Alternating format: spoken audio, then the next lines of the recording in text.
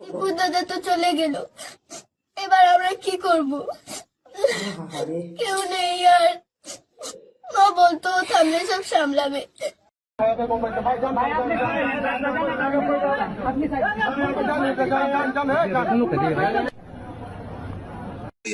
এই জিনিসটা খুবই অস্পষ্ট। আমরা বারবার চেষ্টা করেছি জানার যে কাকে বলেছে, কি বলেছে, এটা কিন্তু কেউ বলতে পারেনি।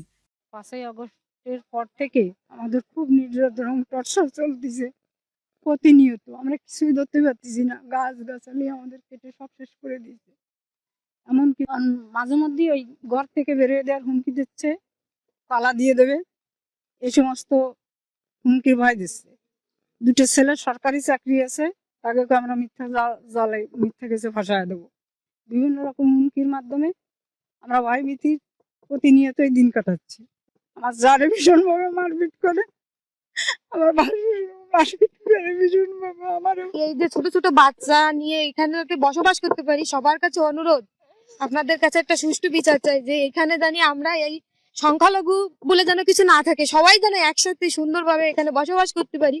আপনারা আমাদের সেই পরিবেশটা করে দেবেন, আপনাদের কাছে আমাদের অনুরোধ। 5 তারিখের পরে এই ভূমিদস্যু অথবা চোর আজাদ, এর বাড়ি হচ্ছে আস্থাল, এইখানে আইসিয়া কিছু এই এলাকার পোলাপান নিয়া, সেরাও গাঁজা মদ খায়, উচ্ছৃঙ্খল পোলাপান, এদের নিয়ে এখানে মোটামুটি জবরদস্ত ভাবে এই ভূমি দখল করছে।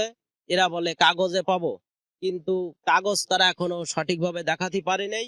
একটা কাগজ বাইর করছিল মাঝে, 64 দাগ দলিল করছে, কিন্তু এদের বাড়ির দাগ হচ্ছে তার বাবার কোরই সূত্রে মালিক 65 দাগে, কিন্তু সে দাগের কোনো কাগজ নেই। এখন ওরা ওই কাগজ দেখাইয়াও মোটামুটি এই জায়গা দখল করে খাচ্ছে।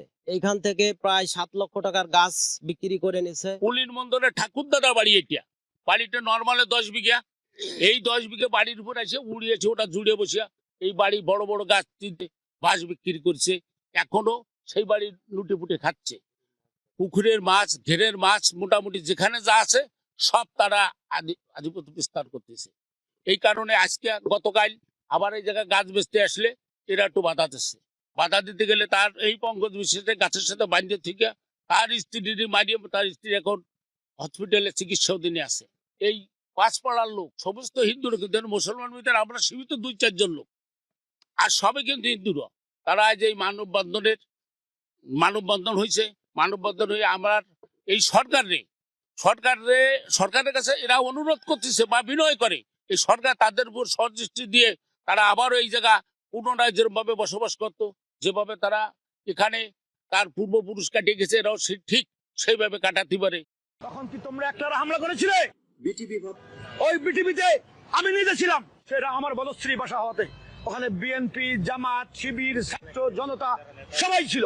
মেট্রো রেল স্টেশন সহ যেদিন আমাদের যে মেট্রো রেলে হামলা করেছিল, তোমরা কি একলারা করেছিলে?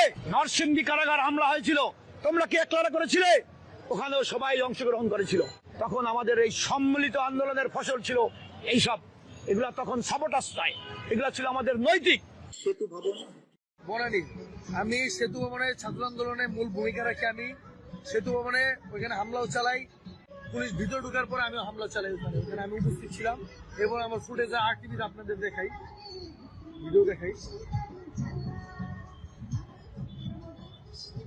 আমি সেই সজল, আমি হাসিনার পতনের মূল ভূমিকায় সজল। আমি এই যে আমার ভিডিও, এই যে এটা হচ্ছে 71 টেলিভিশনের, এই যে আমি, আর এই যে আরটিভিতে সেতু ভবনের ফুটেজ, এই যে আমি, এই যে এটা আমি কিং সজল। আইন যদি মানতে যেতাম তাহলে কিন্তু এই বিপ্লবগুলো হতো না। মেট্রো রেল, যদি মেট্রো রেলে আগুন না দেওয়া হতো, যদি পুলিশদেরকে না মারা হতো, তাহলে বিপ্লবটা এত সহজেই অর্জিত হতো না, কিংবা ফ্যাসিবাদের পতন নিশ্চিত করা যেত না। যদি মেট্রো রেলে আগুন না দেওয়া হতো, যদি পুলিশদেরকে না মারা হতো, তাহলে বিপ্লবটা এত সহজেই অর্জিত হতো না, কিংবা ফ্যাসিবাদের পতন নিশ্চিত করা যেত না। আমি নিজে পুলিশের সাথে মারামারি করেছি, পুলিশের গায়ে হাত দিয়েছি। এখন যদি কোনো মতে যদি শেখ হাসিনা ফিরে আসে, সে আর জোর করে কিছু করা লাগবে না, সে রাষ্ট্রীয় নিয়মে আমাকে ফাঁসি দিতে পারবে। বিচারের জন্য আন্তর্জাতিক অপরাধ ট্রাইব্যুনালের এজলাস কক্ষ ডিজিটাল প্রযুক্তিতে সমৃদ্ধ করা হয়েছে। ইতিহাসে প্রথমবারের মতো কোনো বিচার পর্ব আদালতের অনুমতিক্রমে সরাসরি কিংবা রেকর্ডকৃত পদ্ধতিতে গণমাধ্যমে প্রচারিত হচ্ছে। আসামি শেখ হাসিনার ফোন আলাপের থেকে আরো জানা যায়, তার ষড়যন্ত্রমূলক পরিকল্পনায় দলীয় সশস্ত্র ক্যাডার বাহিনীর মাধ্যমে সেতু ভবন, বিটিভি ভবন, মেট্রো রেল স্টেশন সহ রাষ্ট্রীয় গুরুত্বপূর্ণ কিছু স্থাপনা কি পয়েন্ট ইনস্টলেশন, অগ্নিসংযোগের মাধ্যমে পুড়িয়ে দিয়ে আন্দোলনকে ভিন্ন খাতে প্রবাহিত করার জন্য আন্দোলনরত ছাত্র জনতার উপর দায় চাপিয়ে দেওয়ার মাধ্যমে অন্যান্য অমানবিক আচরণ বা আদার ইনহিউম্যান অ্যাক্ট সংগঠন করেন।